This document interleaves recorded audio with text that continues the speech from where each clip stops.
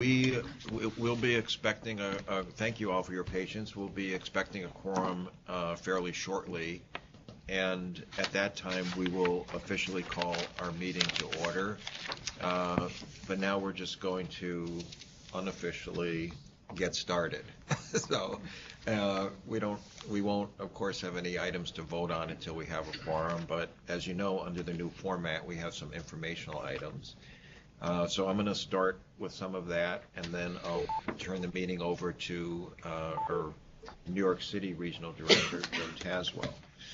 So let me start by saying you may all be aware anyway, but on November 24th, ESD has participated with the governor in keeping the Alcoa plant in Messina, New York, open.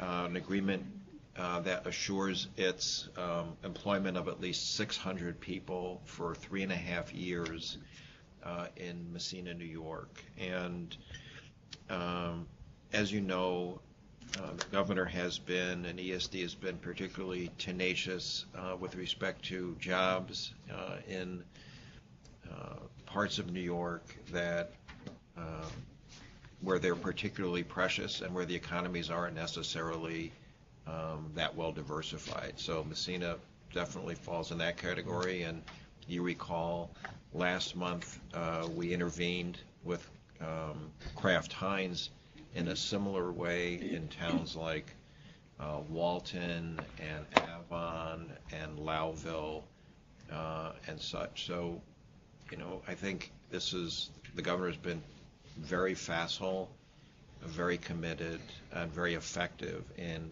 keeping these facilities going. It should be said that, we are, not supporting an industry that is in any way like, say, the former buggy whip industry that was ultimately going to decline no matter what. We're very bullish, actually, on aluminum. You've got a smelter in Messina, and I think many of you know, actually, aluminum has been growing in popularity for auto bodies and other parts. So the aluminum industry in many ways is robust, but there's some dislocation, if you will, in some of the raw material markets there. So hello. Hi, how are you? How are you doing? Well, we were not very far in. I'm going to just backtrack and actually start the meeting now and then kind of pick up where I left off. So good morning. I want to note for the record that I'll serve as the acting chair for today's meeting. I now call to order the meeting of the directors of the New York State Urban Development Corporation doing business as Empire State Development for Thursday, December 17th. As noted on the agenda posted to the internet, we welcome public comment on the items on the following agenda. To ensure maximum opportunity for participation, speakers representing themselves may speak for up to 2 minutes each, and those representing groups may speak for up to 4 minutes with one speaker per group. Speakers' comments may address only the items considered at today's meeting. At this time, I'll ask the directors whether anyone has any potential conflict of interest with respect to any of the items on the agenda. If so, I'll ask you to please make an appropriate disclosure on the record now, and we will then remind you to recuse yourself from any discussion or vote with regard to such item or items. Please note that we will continue the process of focusing on each region's strategic plan and to list the projects by region, as we did last meeting, and the vote will be taken at the end of the presentation for each region, which I think worked out okay last meeting. As always, the directors have received the written materials in advance of this meeting, and they are free to ask questions at any time during the presentations. The first item on today's agenda is the approval of the minutes of the November 19, 2015 directors meeting. Please note one edit from the version you received in your director's book is that Daniel Bernstein was the attending designee for the Department of Financial Services. This will be edited for the corporate records. Are there any questions, comments, or additions, deletions with respect to the minutes? I'll entertain a motion to approve the minutes. Is there a second? Thank you. All in favor? Aye. Any opposed? Thank you. So I'm just going to go back to where we left off with respect to Alcoa. So, we are bullish on the aluminum industry. I think what's happened is there's been a announcement. Several companies actually are reducing their capacity in North America and throughout the world. The thought being that if we can weather this storm, the Messina plant can be in actually much better shape going forward with the reduction in capacity in other states, throughout the country and world. So that's the logic. I want to recognize now in the center of the table is the Smith's All-Star Award that we recently received, now serving as well as a container for holiday ornaments. So you should be able to find that easily enough. But very proud to say that ESD was recognized with this award from Smith's All-Star Award for the issuance of $1.6 billion in New York Liberty Development Revenue Bonds Series 2014. Proceeds from the bond sale provided construction and permanent financing of Tower 3 World Trade Center, the 80-story state-of-the-art LEED certified building. And it's noteworthy to mention this bond was the largest real estate transaction ever executed with municipal tax-exempt bonds, marking a significant milestone toward the completion, as you know, of World Trade Center site and the revitalization of Lower Manhattan. So I want to recognize Rob in the Treasury Department, Elizabeth. Where's Rob? There's Rob. Great job to you and your team, Rob. To Elizabeth Fine and everyone in legal and everyone at ESD, I know who makes these projects happen. They're complicated. They take time, but as Rob says, bonds can be kind of an esoteric subject, but really, if you see, what's most important to note is the good work that the bonds deliver in terms of the reconstruction and repopulation in many ways of Lower Manhattan. So we don't think bonds are boring. We think bonds are dynamic and interesting in every way. So anyway, congratulations to ESD and the team. That's great stuff. Recently, the governor announced the Regional Economic Development Council Awards and the Upstate Revitalization Initiative. I think this year had the extraordinary component of $1.5 billion that has been awarded to 3 of 7 upstate regions that competed. So the winners of the award are Hilda's Finger Lakes region, and you get 5%, right? Very exciting. No, that's not true, for the record. And Central New York, which is, of course, anchored in Syracuse, and the Southern Tier, which is a wide swath of geography, including towns like Corning, Ithaca, Binghamton, and others. So that was very exciting news for them, and that is a $500 million commitment over 5 years, $100 million a year. And all of the regions did extremely well.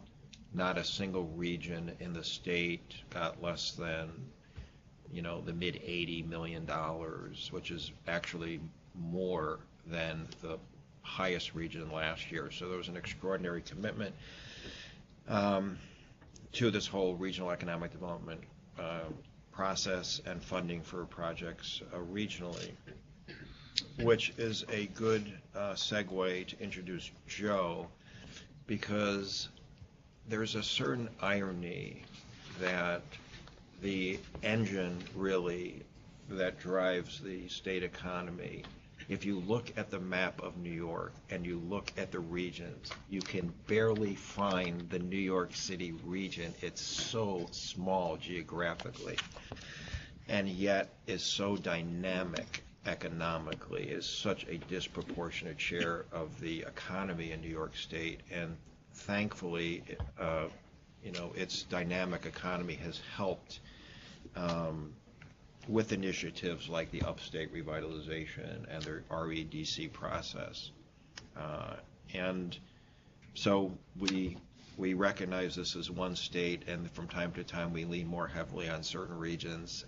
And we also recognize that there have been times in New York's history where upstate provided the support, and places like New York City were kind of on its back financially.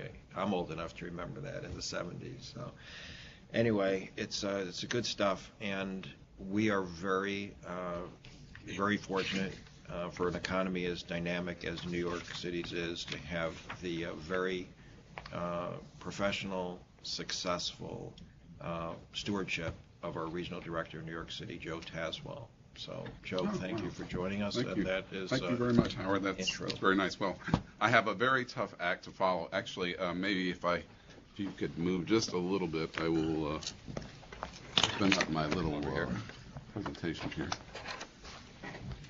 What's going on? Not sure what happened. Oh, okay.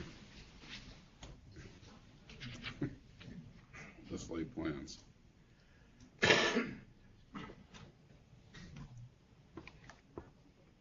Good start. Thought we had it set up.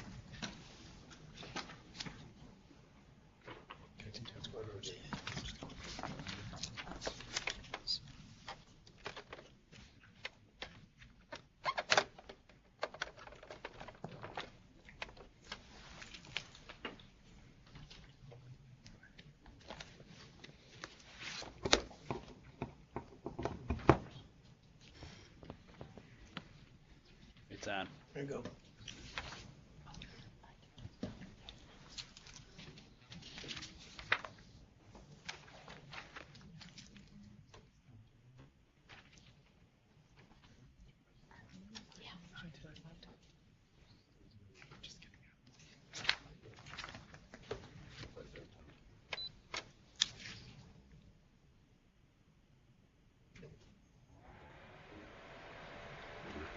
Fan going.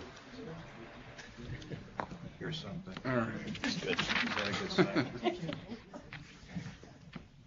See a light. There it is, coming up. Turn down the lights. Sorry. Josh. Turn down the lights. All right, let me start again. Joe Tazwell, New York City Regional Director, and it's a pleasure to be with you and provide an overview of the New York City region and the progress of the New York City Regional Council. I have a tough act to follow with following Vinny Esposito's presentation last week, but I think we've made some real progress here in New York City, so I'd like to share that with you. This is just kind of echoing what Howard just said, which is basically emphasizing the importance of New York City to the state and to the nation. We're 40% of the state's population, but obviously the smallest region of the 10. And our economy is really strong, thanks in part to the expansion of high tech, the creative and tourism sectors, the stability in financial services, and significant increases in venture capital and real estate. Last year, New York City achieved a historic high of $709 billion in economic output. The city has added 460,000 net new jobs since 2011, while the unemployment rate has dropped from 9% to 4.8% during that same time period. Average annual private sector wages increased 2.8% in 2015. The city remains America's top tourist destination, with visitor spending at an all-time high of $41 billion. And the financial services sector remains the anchor of the economy, generating approximately 20% of the state's economic output. The city has truly established itself as a global center of innovation. Innovation hubs are springing up all across the city, from Lower Manhattan to Brooklyn, the Brooklyn Navy Yard, Sunset Park in Brooklyn, to Harlem and Long Island City. And obviously construction is now underway with phase 1 of the Cornell Tech Roosevelt Island campus, with the first opening expected in 2017. The city has added over 15,000 jobs in the tech sector from 2011 to 2013, reaching an all-time high of 116,000 jobs, with salaries averaging about $98,000 a year. Venture capital investment is also booming in the city, having grown by 82% to $4.4 billion over the last year alone. But as great as these accomplishments are, New York City still faces significant challenges. The city faces global competition from cities like London and Tokyo. 20% of the city's residents live in poverty, and over the last 5 years, more than 100,000 middle-wage jobs have disappeared. The city's aging infrastructure cannot support that rapid growth, and its regular maintenance is a drain on the state and local resources. There is also a growing skills gap that reflects the impact of technology and globalization on the modern workplace. There are about 100,000 vacant jobs in the city because local residents are often not qualified to fill them. The Regional Council Initiative has really provided an excellent forum where academia, labor, business, and government have come together to focus on the design and implementation of public-private and interregional partnerships to accelerate economic growth, particularly in the distressed areas. In a moment, I'll talk about 4 areas of our strategic plan and strategies that the Council has come up with. We have a 5-borough strategy that where our priority projects are largely focused. We've focused on workforce development to address poverty and unemployment. We have some great projects that are promoting the governor's Global New York agenda, and we have come up with a very interesting and I think innovative regional cluster plan focusing on this year on smart cities.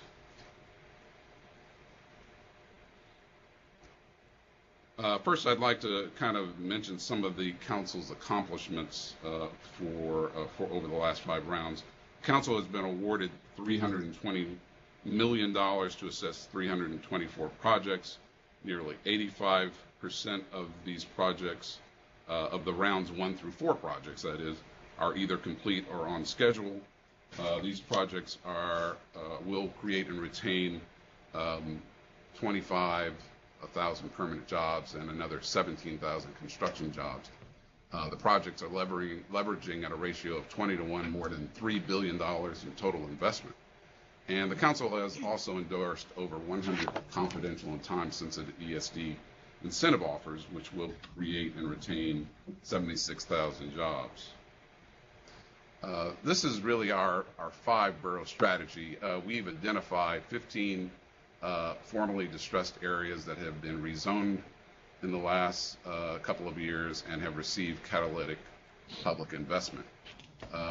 In the first 4 rounds of the RDC initiative, 75% of our projects, of our priority projects were located in these areas. This is, in round 3, the regional councils were asked to come up with a opportunity agenda to address poverty and unemployment. As I mentioned, in New York City, we have about 100,000 vacant jobs, which are largely the result of skills gap with our local residents. So we've developed a strategy that focuses on creating opportunities for upward mobility. And 2 of these are the following. One is a project that CUNY is doing to create private sector partnerships with the early college high schools, the PTech model. And then there's a really exciting project in the Bronx that received both funding in round 4 and in 5. There's an IT nonprofit called Priscolis that's located in the South Bronx. And they are partnering with Duran Jones, which is an IT consultant, and bringing what we call onshore jobs. And these are jobs from overseas to the South Bronx. So they're hiring people who don't necessarily have college degrees in IT, but can be trained in a rapid process to quickly work on software testing and that sort of thing. We have a very exciting global New York strategy. And I should mention what's going on in New York City is you may be familiar with the maker movement, which has gone on, and companies like Etsy and other artisanal companies, Brooklyn Brewery, one, that have embraced the New York City brand, Brooklyn brand, and so we've tried to come up with a strategy to increase the export of goods. And so what this graph is really showing, as you can see, is, compared to our peers, Silicon Valley, Los Angeles, and Chicago, we're doing very well in the export of services, $59 billion last year. However, in the export of goods, we're well short, $3.4 billion. So we have come up with a strategy. We're working with our sister regions in the Hudson Valley and Long Island to work with companies in cases where they cannot locate in New York City. We will move them to the Hudson Valley or Long Island to take advantage both of the Port of New York and New Jersey as well as the airports. I just wanted to kind of mention 4 projects that is implementing this. The Brooklyn Brewery is expanding on the west shore of Staten Island, a $120 million project, which will create 115 new jobs. The Building 77, the photo in the right upper hand corner, there's an 18-story structure. During World War II, it housed munitions. So actually, a number of the floors at the bottom have no windows. But we are repurposing this building, or we are helping to repurpose this building to create a manufacturing and tech hub. And that's what we need in New York City, more space for manufacturing. New York Container Terminal, ESD, is supporting a dredging project which will allow for post-Panamax ships, large modern ships, to dock there.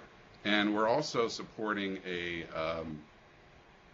project at JFK, a air cargo facility. It's a $100 million project, which will allow for, I believe it's 300,000 tons of cargo to pass through that facility. So these are some of the priority projects that we're focused on. Last thing I really wanted to focus on was our regional cluster plan, which is focused on smart cities. And the question, I guess, it begs the question, what is a smart city? A smart city are places that apply technology and data analytics to improve management and delivery of government services and public infrastructure. This is one of the fastest growing subsectors of the innovation economy. The smart cities market is projected to reach $1.13 trillion by 2019, up from $400 billion currently. And New York State is really well positioned to take advantage of the smart cities movement. And for the reasons below, GE, Google is here, voice technology, which makes the help point system that we see every day in our subways. Infor, Xerox is in this space. The CUSP is a NYU initiative that's focused on data analytics. So it's all here. It just needs to be brought together, and we're very excited to be working on this in the coming years. And I'd like to conclude by showing a very short video of our accomplishments, and give you a very short ride on the New York Wheel, as I promised last time. Expanding high-tech industries, growing startups, and developing solid infrastructures is the focus of New York City's plan to reinvigorate the Big Apple's economy. The New York City Regional Council is helping these industries grow with public-private partnerships on key projects, and the numbers show that the strategy delivers. Since 2011, more than $236 million funded over 232 projects, commitments to create and or retain more than 20,000 jobs in the region. One of those projects is at the Brooklyn Navy Yard. Macro C Inc., the developer of New Lab, is creating a facility in the Yard's Green Manufacturing Center for entrepreneurs, designers, fabricators, and researchers collaborate to create new products and new businesses. This will be among the first and largest centers of innovative design and fabrication in the world. In an upstate-downstate collaboration, the New York Genome Center in Manhattan has partnered with the University of Buffalo to position the state as a world leader in genomic research for medical diagnosis and treatment. Plans have been completed for the redevelopment of the former Tasty Bakery complex in Harlem. The site will be renovated into a first-class, mixed-use commercial building that will provide a central gathering place for the diverse residents and institutions in the area. For the year ahead, the New York City Regional Council has an eye on the global market to build on the success of the last 4 years. Additional funding and construction is underway in Staten Island for the Empire Outlets, a 350,000 square foot retail complex that will transform the St. George waterfront into a new center of tourism and economic activity. The site will be anchored by the tallest observation wheel in the Western Hemisphere. The New York Wheel will feature a 38-minute ride in one of its 36 capsules, accommodating as many as 30,000 visitors per day and an anticipated 4 million annually. Continuing the momentum from earlier rounds, final plans are in development for the expansion of the Brooklyn Brewery into Staten Island. 115 new employees will be hired at the new state-of-the-art facility as production is increased to meet international demand. New York's first Smart Cities Incubator will be created at the Smart Cities Innovation Center in Brooklyn. The site will offer facilities and services supporting companies that are designing smart cities applications. The information technology in those apps is used to address any type of problem by pulling readings from the latest in sensors and feeding that data into software that sees the big picture and takes action. Voice Technologies, an advanced manufacturing company that creates equipment for emergency response systems and wireless network systems, can help anchor the Smart Cities industry cluster with funds that would relocate voice to a larger facility in Queens. The MTA is a major customer, and the project would result in the retention of existing jobs and the creation of new ones. The Regional Council is a key component in redefining the way New York invests in its own economic growth, and is proving that New York City is the place to do business. Thank All you right, very let's much. hear it for Joe in New York.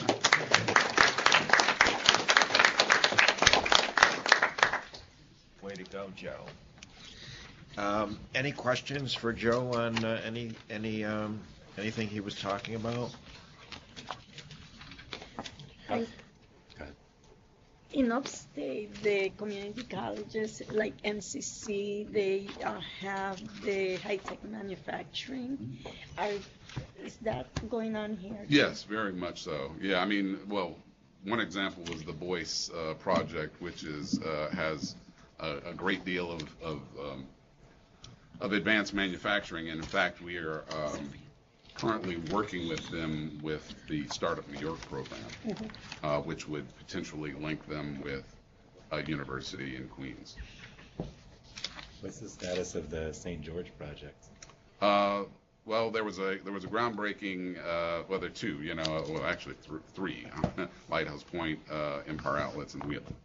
There was actually a groundbreaking for Empire Outlets in April, and so site work is actually underway currently. What about the wheel? How far away are we from that? Well, they're still in the middle of EB5 raise, but they've actually begun construction, I mean, on the foundation of the project. Awesome.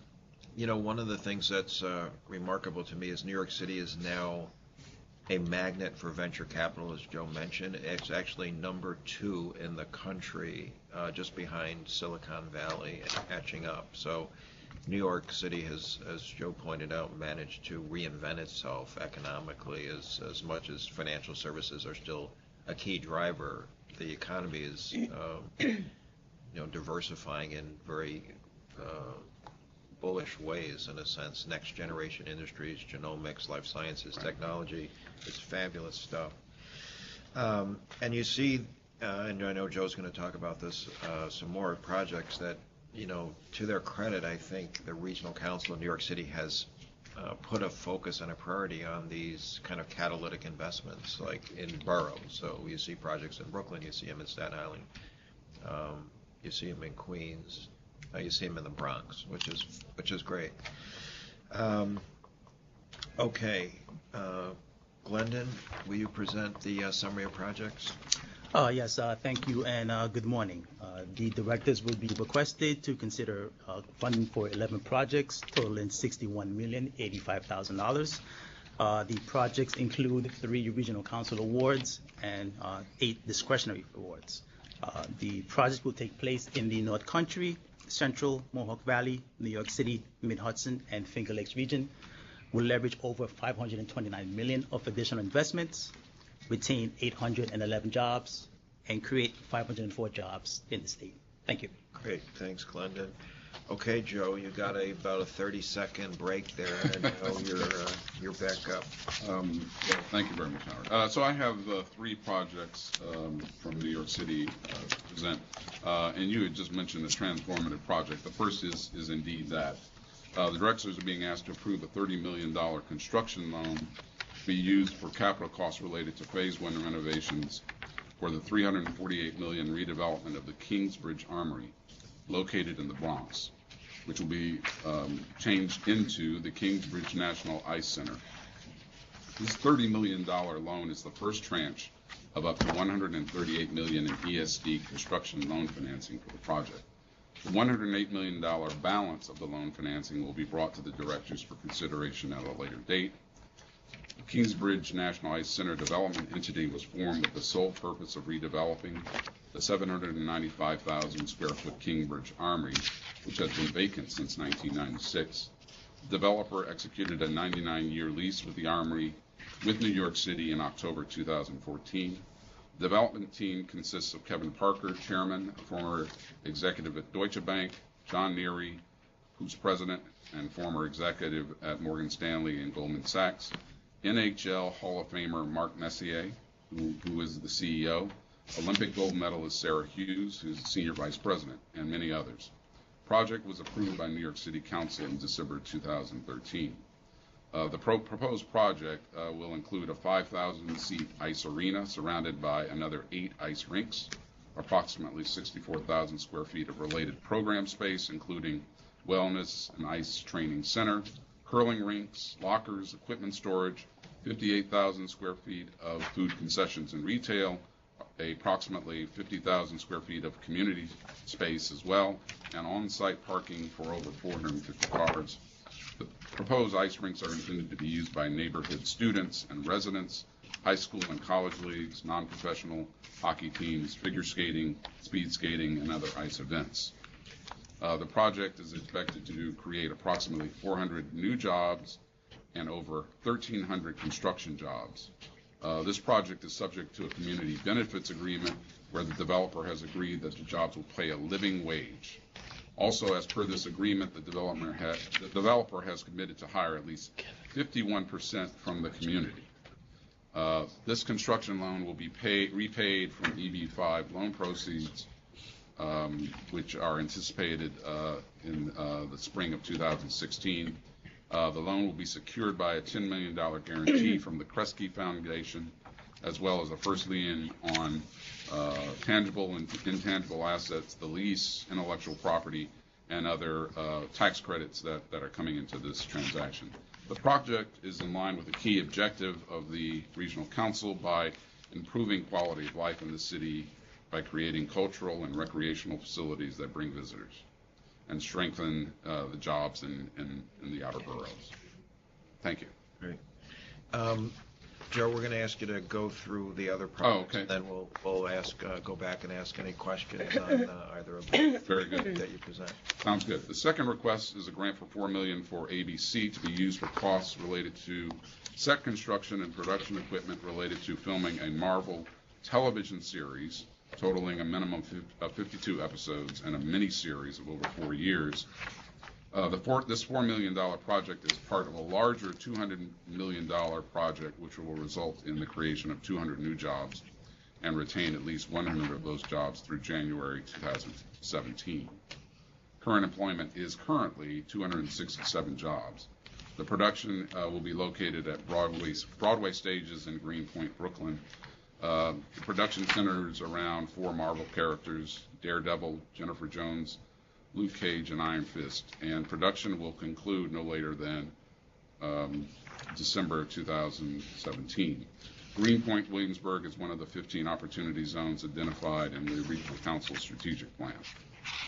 The third request is a working capital grant of $455,000 from the World Trade Center Job Creation and Retention Program for paperless posts in connection with the company's relocation from 151 East 25th Street to Lower Manhattan on Broadway.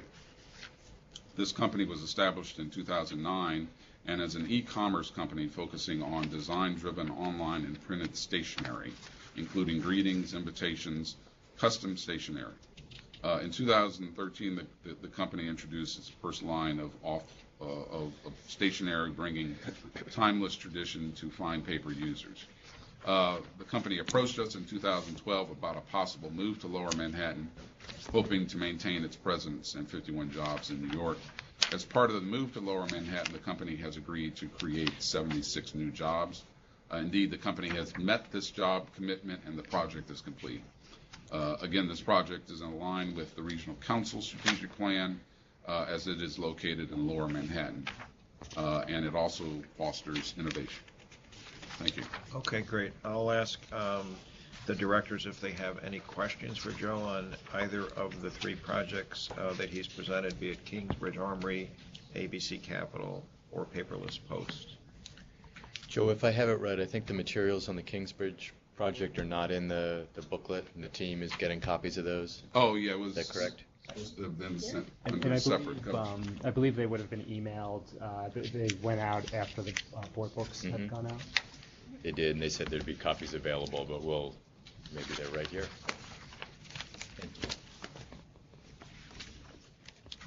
Joe, can you remind folks this JCRP program, the Job Creation Retention Program for Lower Manhattan, where that came from and where we are in the sort of life cycle of that, if you will? Sure. So the JCRP program, what we call JCRP, the World Trade Center Job Retention Creation Program, came out of federal money was used through HUD, which we created a program following the 9/11. I was actually here then, and we used it to, first of all, retain the companies that were in the affected area.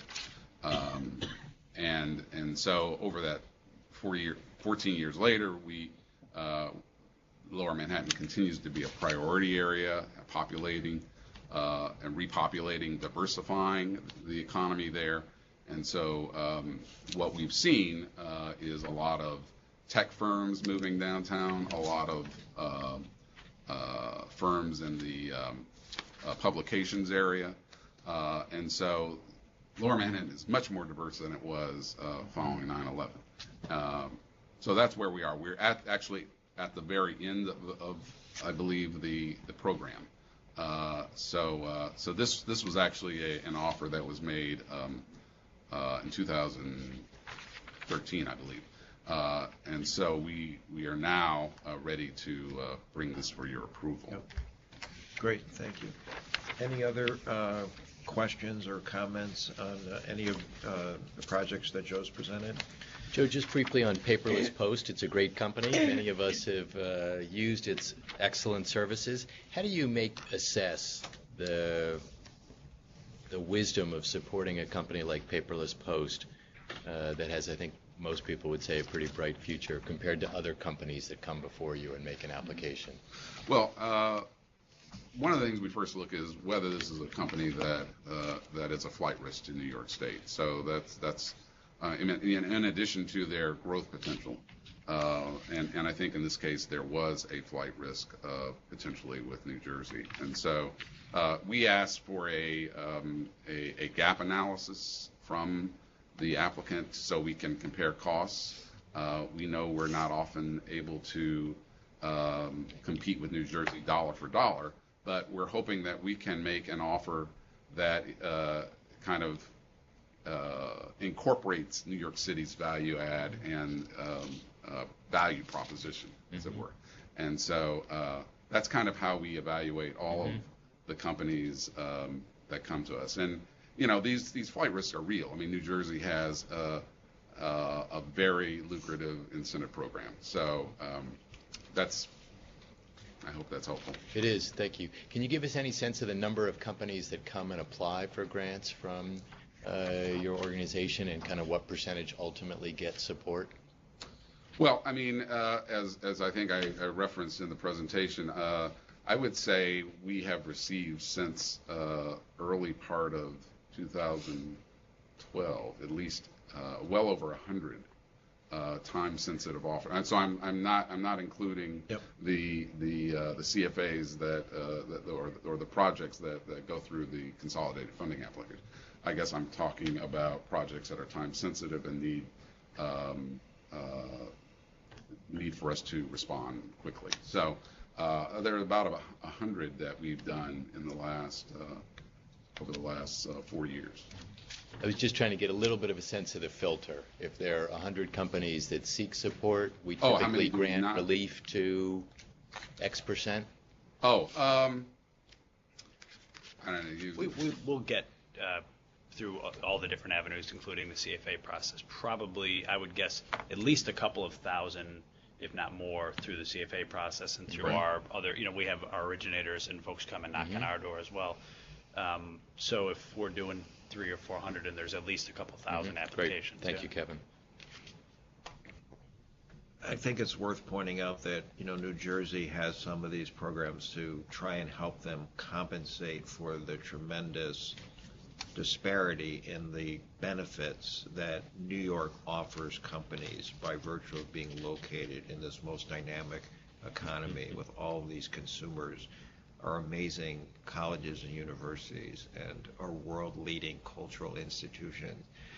Does anyone know where New Jersey is, by the way? I hear about it from time to time.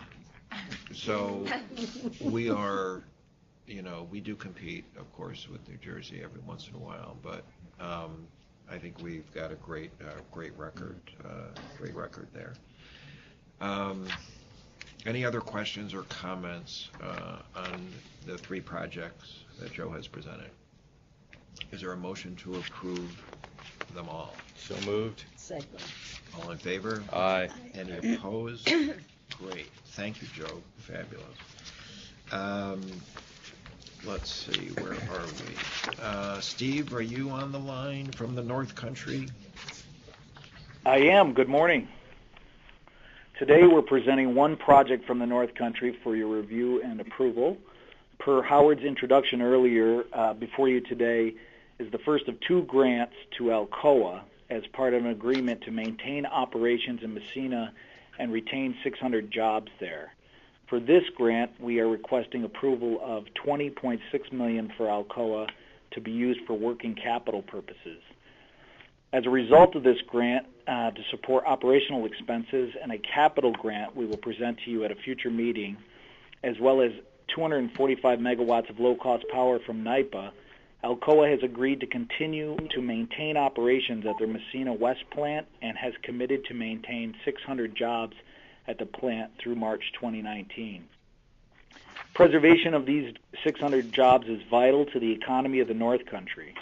Alcoa has been operating its plant in Messina since 1902, the longest continually operating aluminum facility in the world. Messina operations contribute $340 million annually to the local economy, and without this assistance, the region faces the loss of this critical component of its manufacturing economy. I'm happy to take any questions. Any questions for Steve on the Alcoa project? Is there a motion to approve? So moved. Is there a second? Second. Thank you. All in favor? Aye. Any opposed? Carried. Thank you, Steve. Megan from Mid-Hudson, are you with us? I am. Good morning, Howard. Good morning. Good morning. Okay, so good morning, ladies and gentlemen of the board and Commissioner Zemsky. Today I'm presenting the Warwick Valley Office and Tech Park for a $3 million capital grant from the Economic Transformation Program. As many of you know, that in the 2011-2012 state budget, we enacted the Economic Transformation Program for the purpose of promoting economic development initiatives in the communities affected by closure of state facilities. One of these facilities was the former Mid-Orange Correctional Facility located in the town of Warwick in Orange County. With this $3 million ESD grant and a total investment of $7.5 million, the former Mid-Orange Correctional Facility, set on 733 acres, has been converted into the Warwick Valley Office and Tech Park. 18 full-time jobs and 17 part-time jobs have been created on parcels owned by the Warwick Valley LDC, and in addition, over 75 construction jobs have been created on-site since the transfer of the property from New York State to the Warwick Valley LDC. To date, the LDC has built to final grade a new road and installed utilities including natural gas, electric, and fiber optic service, leading to the new 10-lot pre-approved commercial subdivision totaling 48 acres. The parcels are of varying sizes that could accommodate anywhere from 45,000 square feet up to 125,000 square feet. One of the lots has already been sold to a firm looking to do light manufacturing and office work, and there are other existing buildings on the site which are under contract, and 2 have been leased to TransTech Bus Company, which has almost doubled its production of small school buses since they moved to the Warwick Valley Office and Tech Park. The project aligns with the Mid-Hudson's Regional Strategic Plan as it revitalizes infrastructure and creates shovel-ready sites, assisting in the attraction of high-tech and advanced manufacturing companies to the region. Thank you for your consideration, and I would be happy to answer any questions. Any questions or comments from Megan? Is there a motion to approve? So moved. Second. Thank you. All in favor? Aye. Any opposed? Thank you, Megan. Thank you. Ken Tompkins, are you on the line? I am here, Howard. Okay, you've got the floor for 3 projects. Yes, I do. Thank you very much, Howard, for that. And the 3 projects include 1 project that dates to 2011 and 2 regional council projects. The first, the non-regional council project, dates to fall of 2011 when ESD made an offer of assistance to Fage USA Dairy Industry, Inc., the maker of Fage Greek-style yogurt, a premium brand that I'm sure is very familiar to those listening. The directors are being asked to approve a grant of $780,000 in ESD capital to support the construction of an 80,000 square foot facility that essentially doubles the size of Fage's food manufacturing facility in Johnstown, New York. The project is complete.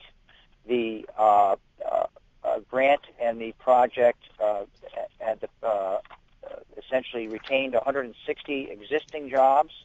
Fage committed to create 130 additional new jobs. At this, as we speak, they have created 113 of those jobs, and their pledge is to finish the job creation by January 1st of 2017. A very successful project overall for Fage. Project number 2 is a regional council round 3 award offer from ESD to Westmoreland Development Company, LLC. The grant offered to this applicant was $400,000 of capital to construct a 16,000 square foot ambulatory surgical center at the west side of Oneida County along Route 233 in what's known as Westmoreland.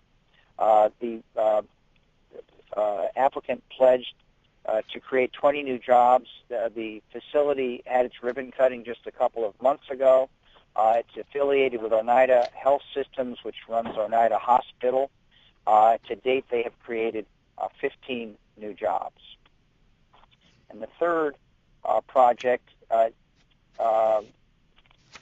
dates to round 2 of the consolidated funding application. And it was a project conducted by the town of Verona, which again is on the western side of Oneida County, essentially in the area of the Turning Stone Casino and Resort and alongside of the New York State Thruway. And that was to install a core gravity collection system, an infrastructure project that totaled $6,500,000. Our $500,000 offer of assistance was 8% of the project, but was essential in freeing up match money that the community was offered by the EPA, and also helping them secure an environmental facilities corporation loan. Essentially, the project allowed the community to install a sewer collection system to prevent groundwater pollution from existing septic systems. The result will also allow many residents and businesses to connect to existing municipal water systems.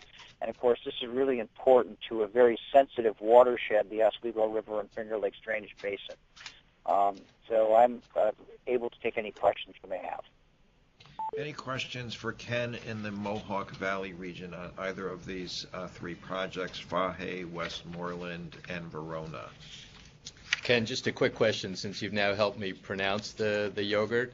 With Chobani is here as well, if I understand it, and Seville. Are these the three biggest manufacturers of Greek yogurt in the country?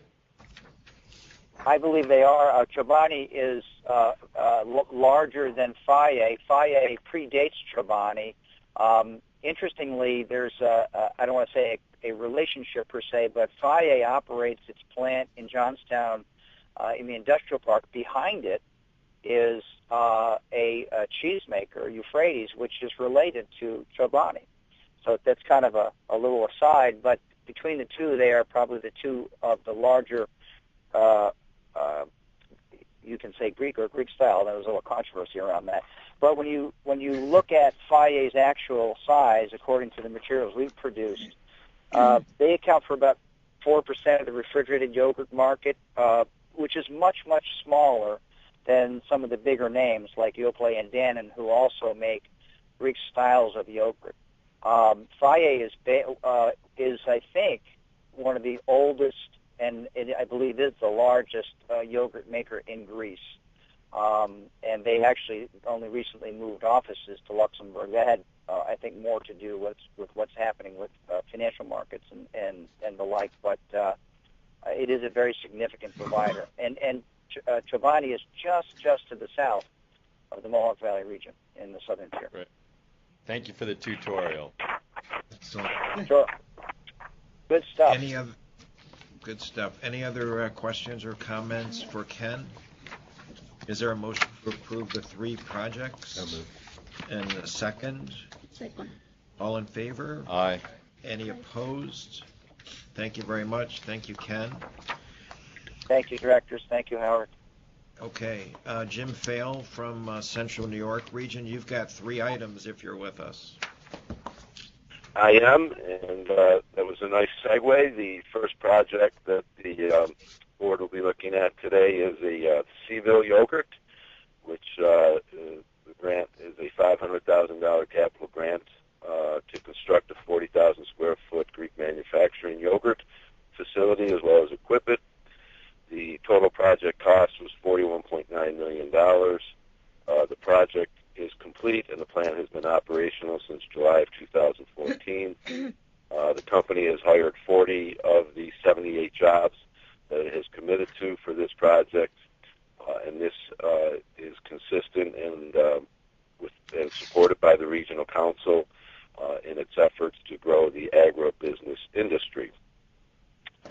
The second project is a $600,000 working capital grant to New Air, which will assist this entity to develop, test, and educate companies on integration of the unmanned aerial systems into commercial airspace. The total project cost on this is also $600,000, and this is somewhat unusual that we would do 100% financing, but it is consistent with the source of funds, which is our EDF fund, and does not require any match. One of the reasons that we felt we should support this was that this great opportunity for this community to be one of 6 FAA test sites around the country to integrate unmanned vehicles into the commercial airspace. Without this money, this project would not have been viable. There are no direct jobs with this. The project is underway and is scheduled to be completed in March of 2016, and this was a high priority and has the full support of the Regional Council. This unmanned systems is one of our key components of the recent URI competition. The final company today is actually a revisit from a project that was approved by the board last month to the Baldwinsville Central School System to buy approximately 30 acres of land in ESD's corporate park known as Radisson. The reason we're bringing this back is we did have a public hearing recently. There were 6 speakers at the meeting. There was 4 speakers that gave negative comments that we want to make sure you're aware of. Basically, they focused on 4 themes. One being that this should be reserved for a tax-paying entity. That this property should be made available to other companies and marketed, and that there claims that it wasn't consistent with the town's land use plan. There was two speakers that supported it, the supervisor or superintendent of the school and the transportation supervisor. And this is to replace a 70-year-old facility. It will help eliminate congestion in a very small village, as well as pollution as they rev up 100 diesel buses every morning in the village. Basically, this site has been around since the early 70s. It has not, we market this site as well as our whole park extensively. One of the reasons this site has not been very marketable is about a third of it has Army Corps wetlands, which makes it somewhat difficult to put a site on it. So this property has not paid taxes for decades. And we have in the past designated small portions of the park for non-paying entities such as a fire department, the New York State Police Station, the town hall, and the highway department for the town of Lysander. I would be glad to take any questions on any of my projects. Any questions or comments for Jim on either of these 3 Central New York projects? Is there a motion to approve them all? So moved. A second? Second. All in favor? Aye. Any opposed? Thank you. Thanks, Jim. Thank you. Thank you. Ed Mazinski from the Finger Lakes, you've got 2 items on the agenda. Thanks for joining us. Yeah, good morning. I have the Roberts Wesleyan College capital project. Directors are being asked to approve $250,000 in a capital grant to Roberts Wesleyan College for a science and nursing building on its campus in North Chili. This is actually a follow-on to an earlier regional council grant of the same amount of $250,000. The project is now complete. This new facility will provide increased access to cutting-edge healthcare training to meet the expanding needs of Western New York's and Finger Lakes region's innovative science and healthcare communities, which are among the fastest-growing industries in the region. And this includes a state-of-the-art nursing simulation center, and the new facility is vital to continuing collaborative workforce training partnerships with medical providers and community health partners. This was a Round 4 Regional Economic Development Award, and it allowed the project to meet a funding gap and proceed. toward construction.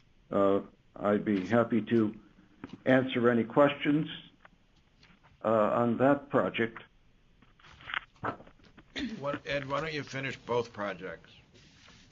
Let me, I sure will. Howard, thank you. The next one is on the what we call the non-discretionary consent calendar, and just for everyone's refreshment, non-discretionary projects are those listed in the New York State budget that enhance the state's communities through cultural, educational, research and development, and civic organizations. And these projects originate either from the governor or the assembly or the Senate as a sponsor. And ESD is named to administer the funding. ESD does not select the recipients of funding. There is one assembly item for your consideration, and it is a $1 million working capital grant to the Northeast Unmanned Aerial Systems Airspace Integration Research Alliance, known as New Air, and this is the same group that you heard Jim Fale present moments ago. And this working capital grant to New Air is for data collection activities at the Griffiths International Airport in Rome. And this is part of the research and testing consortium set up in 2012 for the FAA's testing of unmanned aerial systems. Thank you. I'd be happy to answer any questions on either of those two. Okay, any questions or comments for Ed on either the Wesleyan College item or the non-discretionary consent calendar item? Is there a motion to approve these two items? So moved. Second. All in favor? Aye. Aye. Any opposed? Thank you. Thank you, Ed. Thank you. Sharon. Thank Sharon you very Rudder, much. Yep, thank you. Sharon Rudder will now present an item related to the Minority and Women-Owned Business Investment Fund. Good morning. The directors are being asked to authorize the adoption of program guidelines for a $2 million investment fund for minority and women certified businesses that was legislatively proposed and subsequently approved by the ESD board in March of 2015. The source of funds are unutilized appropriated funds in the Minority and Women Business Development and Lending Program funded out of EDF. After solicitation, a sole investment fund, Excel Partners, was selected to receive the full award and make investments covering the state in amounts of up to $500,000, $750,000 for biotech. The program has a 2-to-1 requirement for private matching funds. Working with the Governor's Office, the Minority Women Business Division, Minority Women Business Council, and I, we worked to identify ways to make this program, this fund, work within the parameters of the existing minority women certification process for startups, because there's many things that don't work for startups. So thus the guidelines that are presented today asked to be adopted. Okay, thanks, Sharon. Any questions or comments for Sharon on the Minority and Women-Owned Business Investment Fund guidelines? Is there a motion, any comment from the public on this item? Is there a motion to approve? So moved. Is there a second? Second. All in favor? Aye. Any opposed? Thank you, Sharon. Let's see, Tawanda, the remaining item, final item on the agenda were presented for your information only. There is no vote required here. Tawanda Mitchell will present the quarterly report on utilization of certified minority and women business enterprises. Tawanda. Thank you, Howard. I'll begin with utilization of certified minority and women-owned business enterprises. For the second quarter of fiscal year 2015 through 16, ESD achieved MWBE participation in agency projects and procurements totaling 24.75%. During the quarter, ESD dispersed a total of $323.44 million in eligible procurements to vendors, grantees, and borrowers.